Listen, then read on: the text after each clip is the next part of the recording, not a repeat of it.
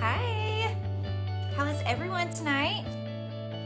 I am so excited about being invited to come and chat with you guys tonight. And I hope you are all doing well. My name is Laura Godwin. I am a Superstar Director from Georgia. And I am, oh my gosh, a little bit about me. I'm a homeschooling mama. And Cincy has been my full-time job. I retired from teaching. Thank God, right? And became full-time Cincy, oh my gosh, like 3 years into my Cincy journey. So 2009 is when I started during the recession, right? Everybody calls it the economic crash of 2008, 2009. That was when I started my Cincy journey. Fell in love. I'm a kidnapper, you guys. Never intended to take it like from good to great. Like, if I'm being honest, I just never saw myself as a direct selling superstar. In fact, I told my consultant for 4 months, no, direct sales is not for me. I don't know what I'm doing. I've been in direct sales before. It crashed and burned really badly. And so I gave her all of the reasons why I would absolutely be awful at this. And lo and behold, I rocked Cincy, and it wasn't me. It wasn't me. Direct sales isn't my jam. I've never worked retail in my life. I've never done anything that put me in the line of working retail or cashier or hostess at a restaurant, or what do you call the servers? I've never been a server.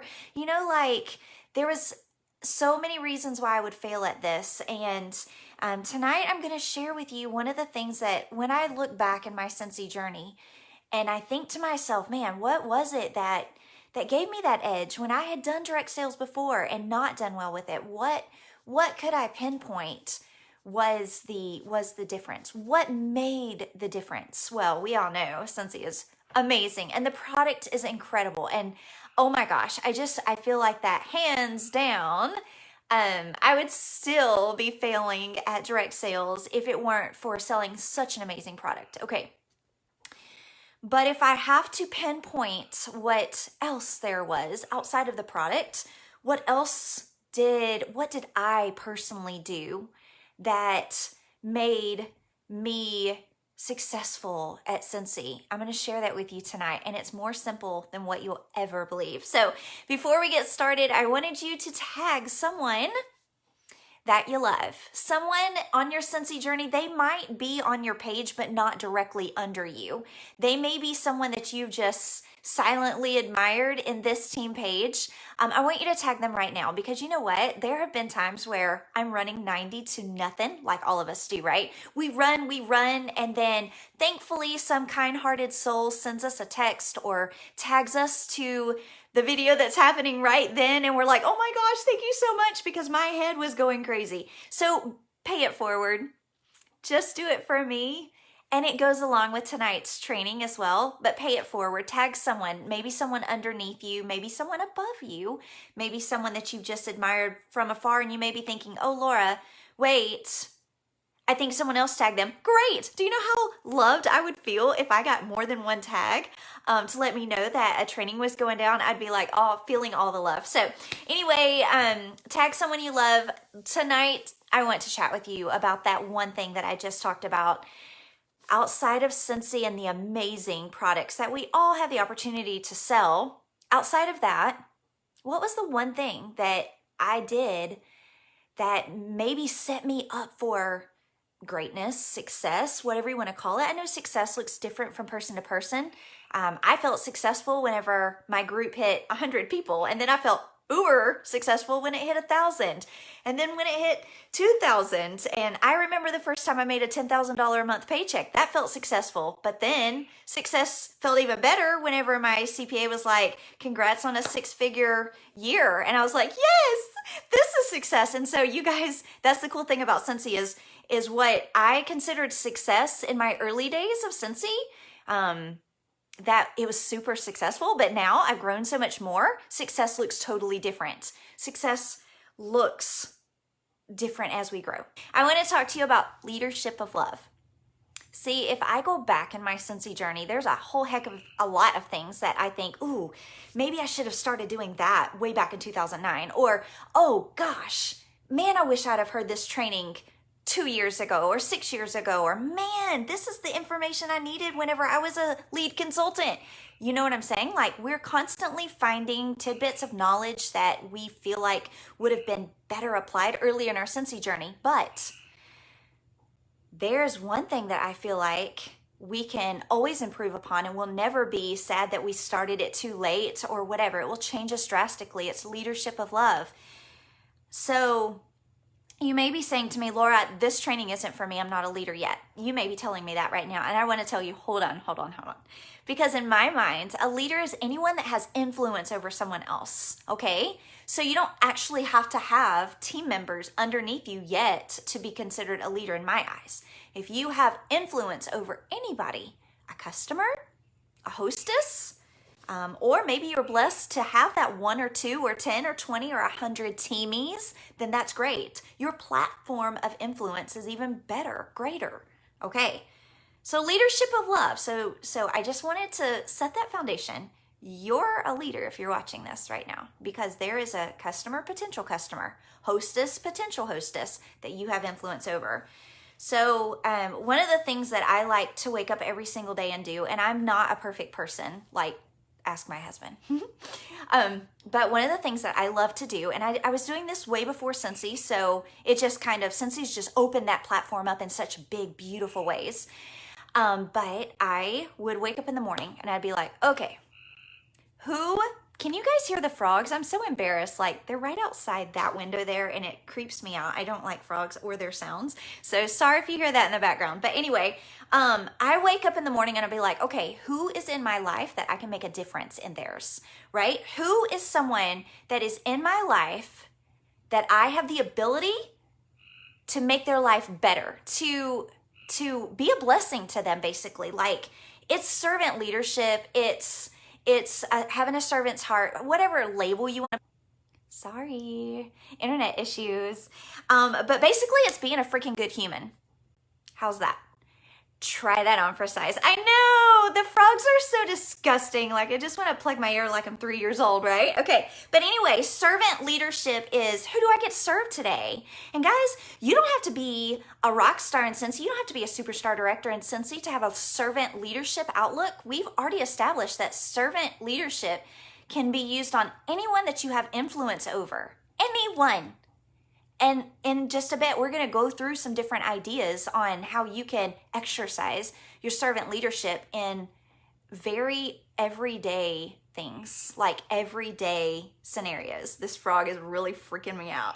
Anyway, so when you have the heart, the right heart, it causes you to speak differently, act differently, think differently, post differently.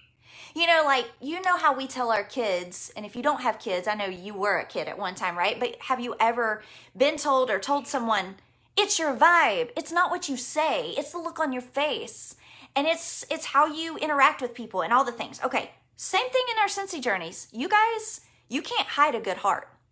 Sorry. And you don't have to train someone that has a good heart to act like they have a good heart.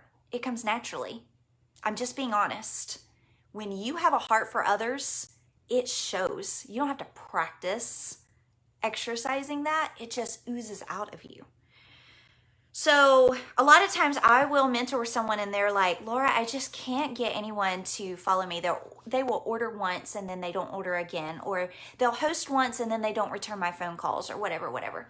And I can't help but wonder what that every day looks like, what that verbiage looks like, because I'm telling you, I've done a lot of things wrong in my Scentsy business. We've already established all the things, or some of the things that I think, oh my gosh, why wasn't I doing that last year? Why didn't I learn about this in 2009? All the things.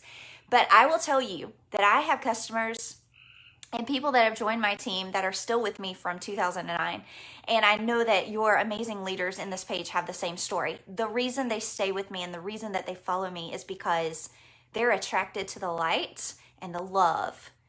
And hopefully at some point in my Scentsy journey, I have made them feel valued and appreciated, not because I followed a 3-point outline and a checklist of how to make them feel loved. No, because when you have a heart to serve others, it just kind of comes. Okay, so I want you to, if you have a pen and paper, I want you to think about these four phrases. I'm contacting you because I didn't want you to miss out. Okay, listen to that. I'm contacting you because I didn't want you to miss out. Who could you say that to right now in the comments? Tell me. Who could you say, I'm contacting you because I didn't want you to miss out? Who could you say that to right now? Like, interact with me, please. Who could you use that verbiage with?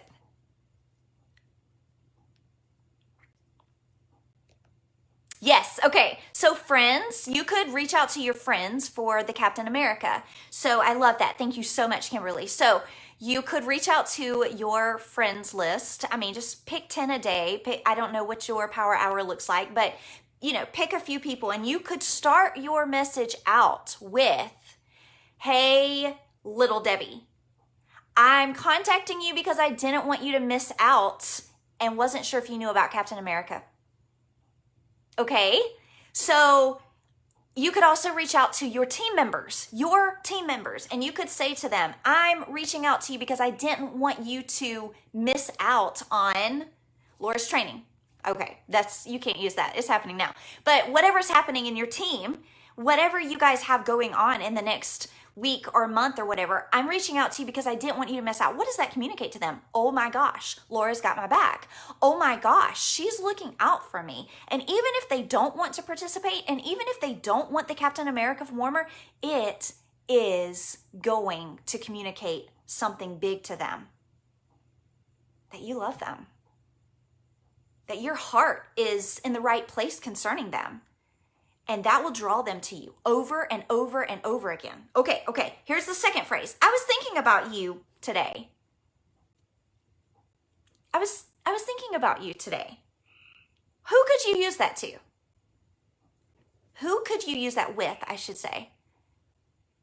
Darn frog. Oh, can't stand him. You could say, I was thinking about you today as I was going through the new catalog and noticed the cow, deja vu, and I remember you love cows, or I remember your kitchen is done in cows, or I remember at one point you had a baby cow, or whatever. Go through the catalog and just have a quiet time. And I bet every time you come to a product within reason, somebody is going to come to your mind. Someone's going to be on your heart. When you get that nudge, act on it right then. You won't remember later. Act on it right then. Send them a message. Voice is my favorite. On Messenger, use the voice tool and say to them, I was thinking about you today because I just realized that I never had told you about the new Captain of America, or did I say that right? Yeah, coming out. You get what I'm saying? Like, it's natural, but when you start it with that, it gets their attention. Third phrase, ready? Had you on my heart. Who could you use that with? I had you on my heart today. Could it be someone that you've noticed has been a little distant in your team page? They don't have to be under you. They don't have to be someone you make money on. You just notice that they're not their usual self. They're a little distant. I had you on my heart today. I know you've been going through a lot. I had you on my heart today. I saw on Facebook that your son was in the hospital. I had you on my heart because it's been so long since we've talked, and I'm just wondering what's going on in your world. I mean, come on, guys. It's not rocket science. It's being a good human. Being a good human. Okay, fourth and final. Just because you're my favorite Sarah, just because you're my favorite Jessica, just because you're my favorite Valerie, just because you're my favorite little Debbie, Sarah Lee, whoever the heck you want to put in there. How could you finish that? With a customer, with a hostess, with a team member? Just because you're my favorite Sarah, I wanted to let you know I'm going to be doing some mystery bags in September and wanted to get you on my list first. Just because you're my favorite Sarah Lee, I wanted to let you know that I am booking messenger parties for the month of September and wanted to reach out to you before I fill up. Just because you're my favorite, whatever. Okay? All right, we got to move. Oh my gosh, we got to move. Okay. So, So those are my 4 things that I want you to try. I hope you wrote them down. I really want you to wake up tomorrow morning and I want you to try to use every single one of those. I want you to find someone to use the phrase, I'm contacting you, reaching out to you because I didn't want you to miss out. I want you to use the phrase, I was thinking about you today, or I was thinking about you yesterday, or I was thinking about you March 31st. No, I'm just kidding. And then the 3rd phrase, I had you on my heart. And the 4th, just because you're my favorite, I want you to use each one of those with someone tomorrow. And then I want you to come back to this post and I want you to tell me how it turned out. Okay? Jaleesa, I love that. Oh my gosh, just because you're my favorite, Kim. How perfect. Okay, so I need to ask you a question and don't you dare lie because me and Jesus, we are tight and he's going to tell me if you're lying to me. Put in the comments right now. You know what? Don't put in the comments because I want this to be just between you and your heart. Okay. So I changed my mind. I want you to tell yourself the truth. If I went to your last 3 posts on social media, I don't care if it's Facebook, Twitter, whatever social media platform you want to fill in the blank with. If I went to your social media, the last 3 posts only, I want you to tell me, would I gather that you're happy from your last 3 posts? Would I gather that you're thankful? Would I gather that you're a miserable cow? Because sometimes I've been a miserable cow. So I can tell you that. Okay. Would I think that you're driven? From your last 3 posts, you guys, I'm not going back to 2019 or to 2008. I don't care about all of that. I'm talking about who you are now or who you're sharing that you are. Last 3 posts. Would I find that you're driven? Would I find that you're stuck? Stuck in marriage, stuck in traffic, stuck in whatever, stuck. Would I see that you're grouchy about the person that cut you off or having to wear a mask? Or would I see that you're grouchy? Would I see that you're mad because you have to homeschool, grouchy because your husband left the door open? Would I see grouch? Would I see determination? I don't know. I don't have time to go to all of your Facebook pages, but I want you to take inventory because you've heard it said by so many more cooler, famous people than me, but we are a walking, talking billboard and we have the influence and the opportunity to do such bigger things than what we're doing. This is bigger. It's so much bigger than just a product that we're trying to sell, a trip that we're trying to earn. This is bigger. Our opportunities in life are so much bigger. So the last 3 posts, maybe when we get off of here tonight in just a couple of minutes, I want you to go look at your last 3 posts as a stranger would look at them. Okay? And I want it to empower you to think differently and to really think about what you're portraying. Okay, so last thing, we're still talking about leadership of love, and the frog is trying to talk over me. But how many days has it been? And it's all right if you're going to be terribly honest with me. I'm prepared for whatever you put in the comments. How many days has it been since you used the words, I'm thankful for you, to a child, to a husband, to an upline, to a spouse for letting you chase your dream of doing direct sales, to a customer for being loyal to you, even though you know that there's other Cincy consultants in their zip code? Yay, Brandy! You go, girl. If I'm being honest, it's been a week. I have to really try my best to use these words. And I'm sad about, oh my gosh, you guys are freaking rock stars. I am preaching to the choir. I'm preaching to the choir. You don't even need me. But honestly, I have to remind myself because I'm very type A, I'm very logical, and my brain works, honest to God, just like a man's. Don't judge me. It is the truth. I'm thankful for people, and I have to really make sure that I verbalize that. Because I, like most men, they just expect that you know that and whatever. Okay. I want for all of us, including me, to try every single day to tell somebody new that we're thankful for them. And guys, our kids, start with your 4 walls, right? there are so many things that we can get discouraged about when we see our families and their hangups and we know them better and they know us better. But guys, man, if we verbalize it, I am so thankful for you. I appreciate that you took out the garbage. Or I'm so thankful for you for being a hard worker. I'm so thankful for you for having a desire to whatever.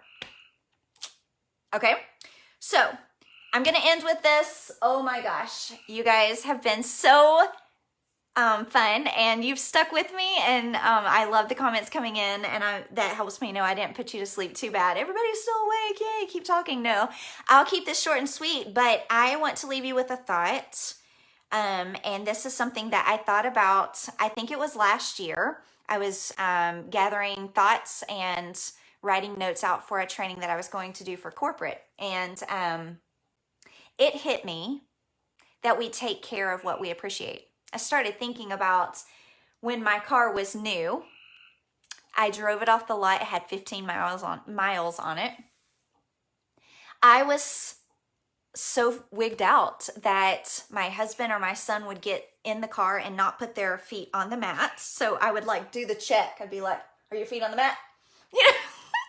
I would park in the back of Target, like far, far away. It'd take me 15 minutes to walk to the front door of Target. No worries. I gladly walked that 1.5 miles because I was far away from anybody that would accidentally open their car door into my new car. I got it washed every week. I was constantly making sure that it was taken care of, smelled good, all the things. Guess what?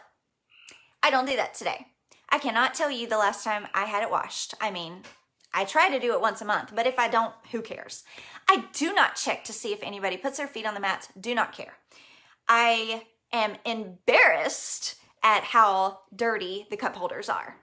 There is a golf tee in the back of the car that I know has been there for ages. I don't even freaking care. Just being honest. The newness has wore off. Try as I might, I'm absolutely not really appreciative of that car anymore. Let's talk about that old purse. The new purse, when you first get it, you're like making sure that there are no open pins, like close the pin before you put it in the purse, because you can't get any marks on the inside of the purse. Wait till the newness wears off. Wait till you quit appreciating it. You will throw that pin in there. Oh my gosh, you will throw all kinds of stuff in there, right? Because it's not as important to you anymore. I want to tell you that there are a few people in this world that will rise to the top of Scentsy faster than anyone else. Set goals, crush goals, hit all the milestones. You'll see their name in lights. And you want to know what I believe? I believe it is because at their core, they are appreciative for every customer that comes their way, for every opportunity that comes their way, for every phone call, for every email. You know, I tried to host a party for 3 different people in my zip code that never returned my phone call because they didn't appreciate the opportunity. And I had to host a party from someone that lives 17 hours away from me, 17 hours away from me. She picked up the phone and returned my phone call. I wasn't even worth a return phone call to them. What I'm saying is that if you find yourself neglecting at your core, it's because you don't appreciate it. And this I'm telling to myself as well. When I neglect my husband, or when I neglect my pantry, or when I neglect, whatever, at my core, it's because I don't appreciate it, because I take good care of the things that I appreciate. Money is not a factor. Time is not a factor. If it matters to me and I appreciate it, sky's the limit. I'm all there, all in, taking care of it. I don't complain about how much time or money it costs to take care of it because I appreciate it. So when you're thinking about making samples, but you want to hold yourself back because, oh my gosh, it's too expensive, or it takes too much time, or whatever, think about what you appreciate, what you value, and then take care of it. Your team members, your upline. Do you value your upline? When's the last time you told your upline, thank you for doing trainings like this, or thank you for Happy Mail, or thank you for the positivity in our team page, or whatever you want to thank them for? When you appreciate it, you take care of it. It's worth it to you. So I'm going to leave you with this. I hope that this Leadership of Love chat inspired you to be a little bit more conscientious about how you portray yourself and what you take seriously and the effort you give to communicate that, because it truly will be effortless for you to do some of these things when you have a deep appreciation for the opportunity and the people that God's put in your life. All right. Bye, you guys.